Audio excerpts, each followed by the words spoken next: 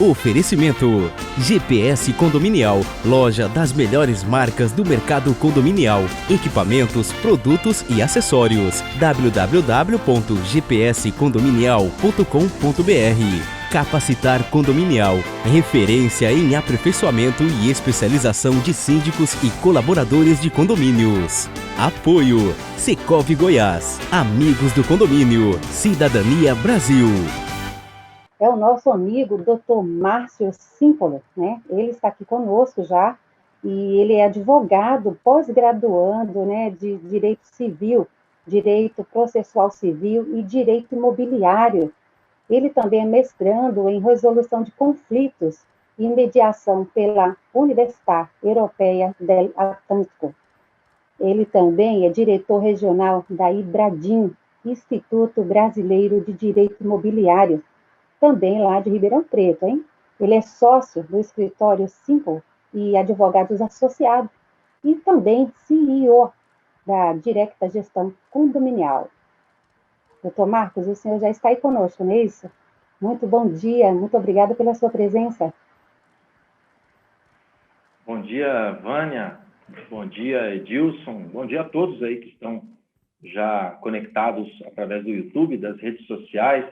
É um prazer estar aqui com vocês. Obrigado pelo convite. É uma honra estar aqui fazendo parte desse time, né, de especialistas, na verdade, aí, de ótimos nomes, né, para falar sobre a parte de gestão em relação a condomínios. Então, muito me enobrece estar aqui ao lado de vocês.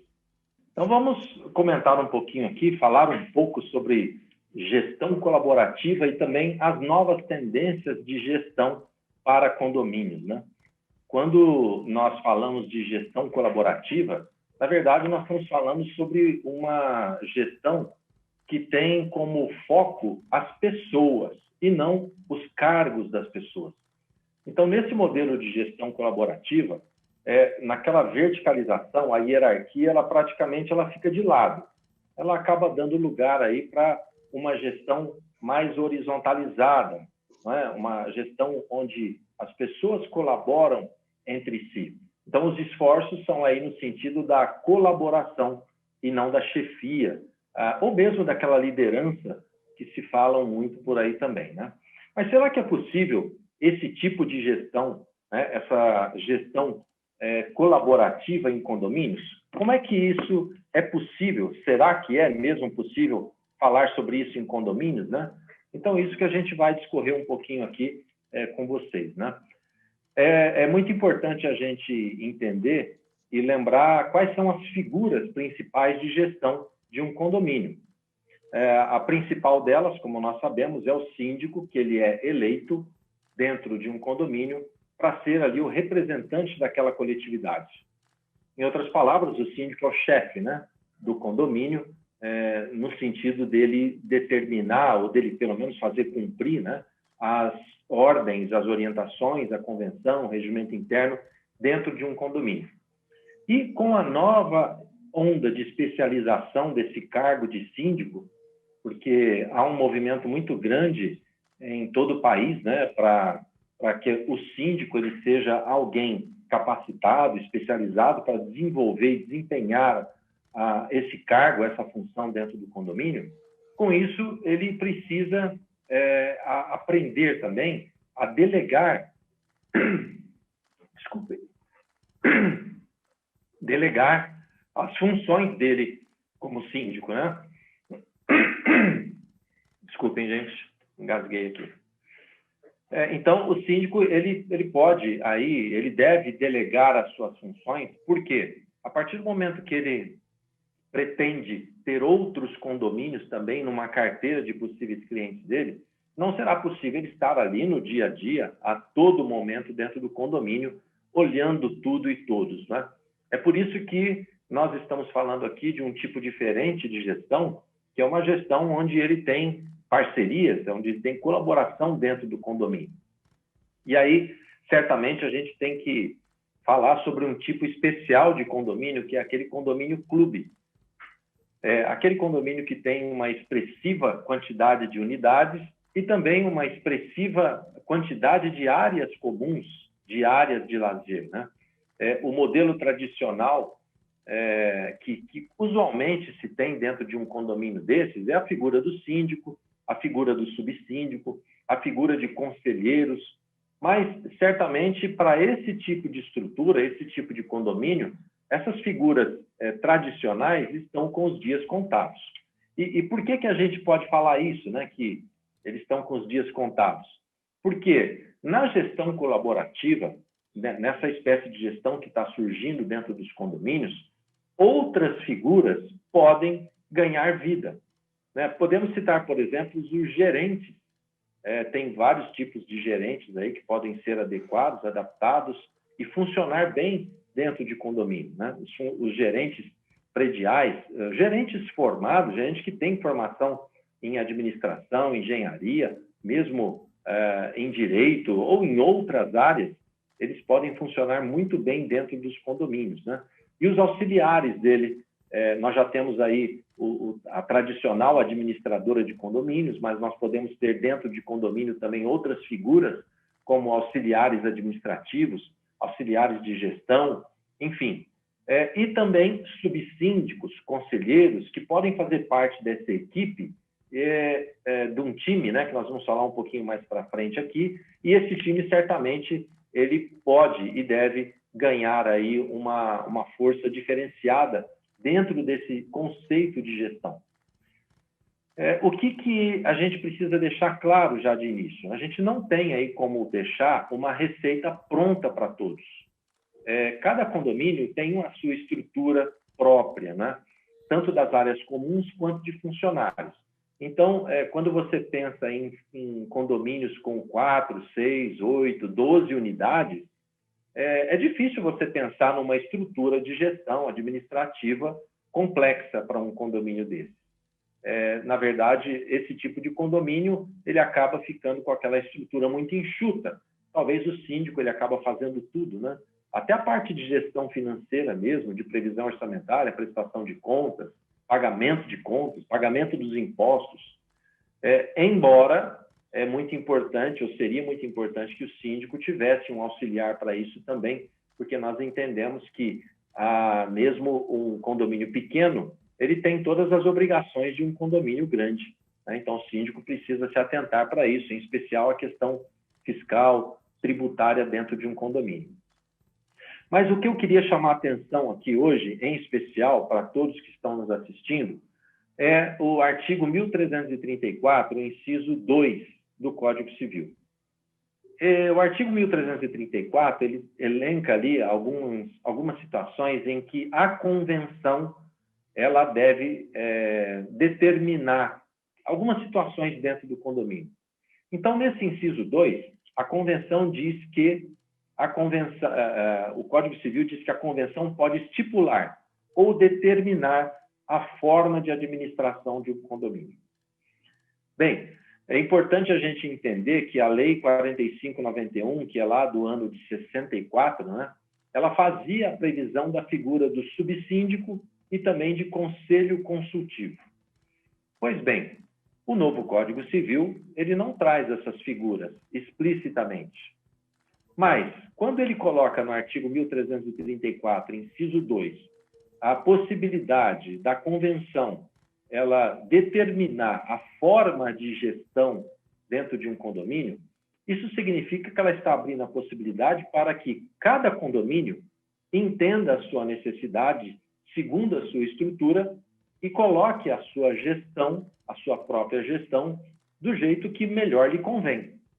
Então, o Código Civil ele tirou a obrigatoriedade de se colocar um subsíndico, de se colocar um conselho consultivo, que estava na Lei de 64.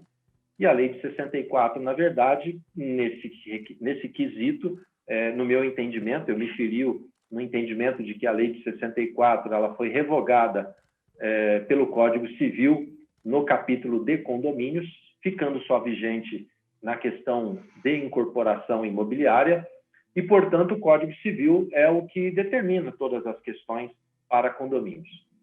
Dentre elas, essa. Bem, por que nós estamos falando isso, né? Porque o Código Civil, trazendo essa parte de gestão, delegando essa parte de gestão para as convenções de cada condomínio, abriu a possibilidade de que cada condomínio fizesse a sua própria organização administrativa. Então, por exemplo, dependendo da estrutura do condomínio, não há necessidade de um subsíndico. Por que teria um subsíndico, por exemplo, num condomínio com 8, 10, 12, 16 unidades? Não faria muito sentido, né? O subsíndico, obviamente, para ele fazer as vezes do síndico quando o síndico está ausente, mas, do mais, ele seria ali uma figura alegórica, né?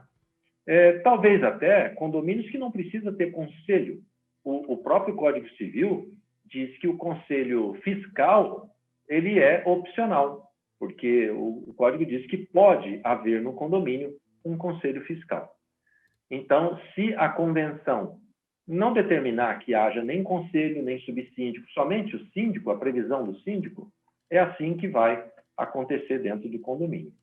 Então, a forma de administração de um prédio pequeno pode ser menos robusta do que a de um prédio, por exemplo, de um condomínio clube.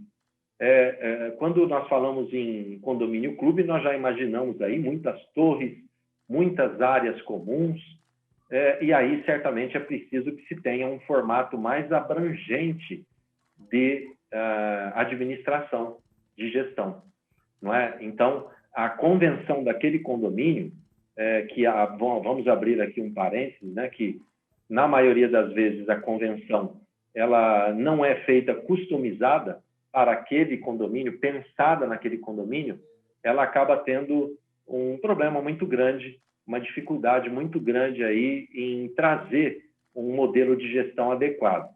E você sabe aí que está nos ouvindo, principalmente você que atua em condomínios com mais de 100 unidades, que é muito difícil, não é? Fazer alteração de uma convenção. Você precisaria aí de 2/3, segundo a lei, para fazer uma alteração dessas, e isso nem sempre é possível. Na verdade, é quase impossível fazer uma alteração de convenção ou conseguir o quórum de 2/3. É por isso que nós estamos sempre falando também na parte da incorporação, quando o condomínio nasce, para que as construtoras elas consigam dar uma profissionalização também nessa parte da minuta da convenção, quando é depositada lá no registro de imóvel, que coloque um advogado especialista para acompanhar e para fazer essa minuta da convenção. Porque é muito importante que seja dessa forma, né? Então, num condomínio clube, ao contrário daquele condomínio menor, é possível, sim, que você tenha não só um subsíndico, mas vários subsíndicos para ajudar o síndico naquela torre específica. E certamente também, visto que ele terá um certo trabalho, ele deve ter algum tipo de remuneração, ou uma remuneração direta, ou uma remuneração indireta, como, por exemplo, a isenção da taxa condominial ou a isenção de parte da taxa condominial. Vai depender mesmo da estrutura do condomínio e o que os condôminos decidirem nesse respeito, né? Mas se já nascer assim na convenção, isso evitaria uma série de problemas. Pode ser também, e aí é onde nós queremos entrar nas novidades da parte de gestão de condomínio, que já está virando realidade, é a questão do conselho profissional. O conselheiro que ele é contratado, em especial nesses condomínios grandes, ele é contratado para fazer um trabalho de consultoria, de fiscalização profissional. Muitos condomínios já têm contratado contadores, não escritórios de contabilidade, mas contadores para ficar dentro do condomínio para fazer essa verificação do que, por exemplo, o administrador está fazendo no dia a dia e o síndico também. E daí, o condomínio coloca alguns conselheiros consultivos até, para ajudar o síndico. Lembra que a gente falou aí de administração, gestão colaborativa? Então, não é só o síndico que, apesar de ser o representante do condomínio, ele decide as coisas no condomínio. Ele tem ali um corpo diretivo que o ajudará a tomar as decisões melhores para o condomínio. Ele levará as decisões para esse conselho criado especificamente para isso, para que menos erros aconteçam dentro de uma gestão do condomínio. e aí você também que está nos assistindo sabe, né? Principalmente nesses grandes condomínios, nós temos muitos problemas de corrupção, nós temos muitos problemas de desvios. E uma outra situação que está também ganhando corpo dentro do condomínio é o compliance, né? Então, um modelo de compliance instalado dentro de um condomínio será certamente muito importante para que o condomínio, nessa parte, ele tenha aí menos dificuldade ou menos problemas em passar por essa fase de fiscalização, fase financeira de verificação de parte das finanças em especial, né?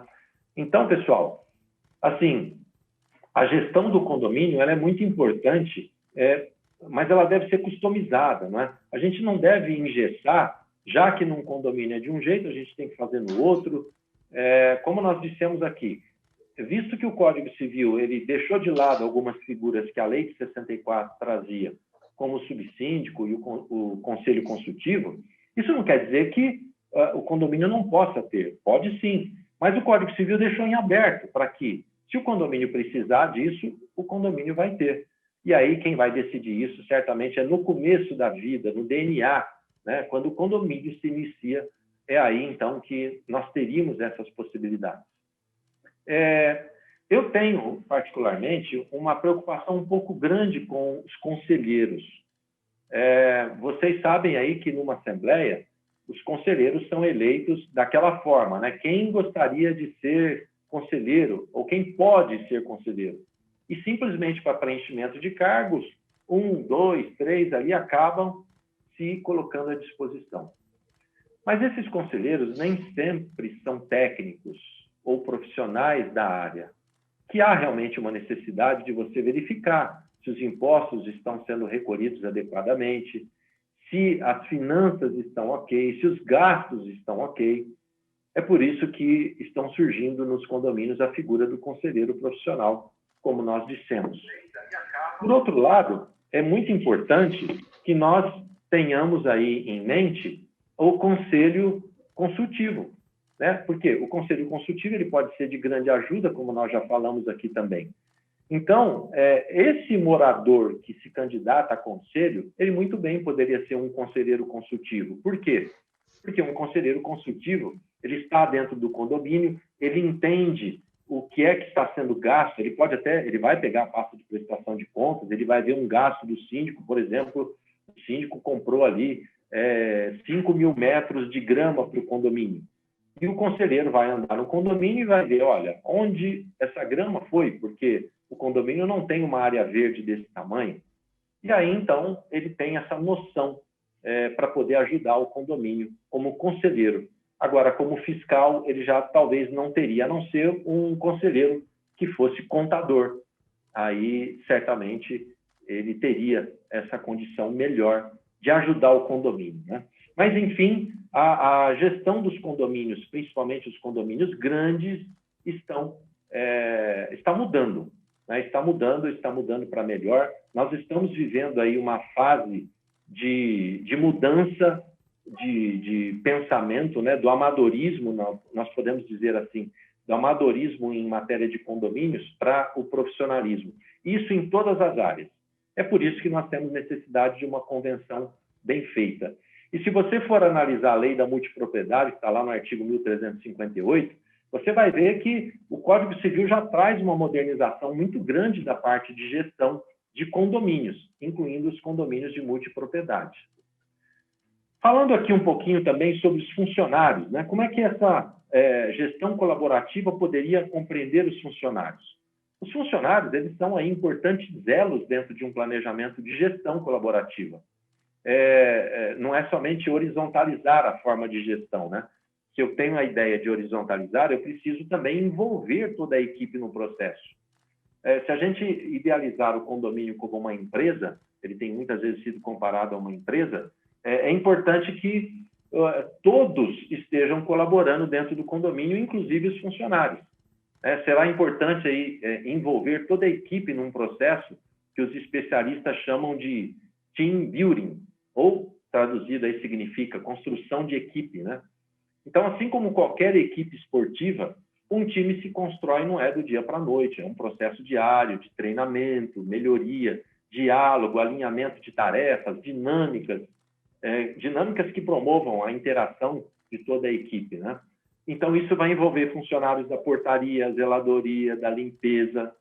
Então, nesse respeito, aquele senso de pertencimento dos funcionários pode ser o grande benefício, né? Outros benefícios também, quando se faz um processo desse tipo no condomínio, com estrutura de clube, nós estamos focando um pouco mais nesses condomínios grandes, né? Não nos pequenininhos, mas você pode aumentar a motivação de todos, promover o bem-estar no ambiente, né? A melhoria da comunicação interna, até um talento que tem ali, talvez um porteiro que tenha vocação para ser um zelador ou um gerente, né? Você pode descobrir fazendo esse tipo de gestão. Bem, pessoal, nós poderíamos aqui falar mais algumas horas sobre esses processos, né? Que eles são muito esmiuçados, muito detalhados dentro de uma corporação e dentro de um condomínio não é diferente. Mas eu estou certo aí que grandes profissionais virão a seguir, que também complementarão ou colocarão as suas ideias aí com muito mais capacidade e currículo nessa área de gestão do que propriamente dito esse que vos fala, né? E que talvez serão mais assertivos ainda. Mas, por experiência na área, eu posso dizer que está havendo um movimento muito grande e muito rápido para a profissionalização de todas as áreas do condomínio. E aquele que perceber isso mais rapidamente estará saindo na frente, estará dando um salto muito grande. Então, nesses 20 minutos que me foram dados aqui, era isso que eu gostaria de falar com vocês. Espero que vocês aí tenham entendido um pouquinho, tenham visto que nesses tempos modernos muitas coisas estão mudando numa velocidade grande e que a forma de gestão de condomínios também está mudando e mudará ainda mais. Obrigado, mais uma vez agradeço ao Edilson, também à Vânia e a todos vocês que estão nos ouvindo e nos ouviram nesse momento. Um abraço a todos. Oferecimento: GPS Condominial, loja das melhores marcas do mercado condominial, equipamentos, produtos e acessórios. www.gpscondominial.com.br. Capacitar Condominial, referência em aperfeiçoamento e especialização de síndicos e colaboradores de condomínios. Apoio: Secovi Goiás, Amigos do Condomínio, Cidadania Brasil.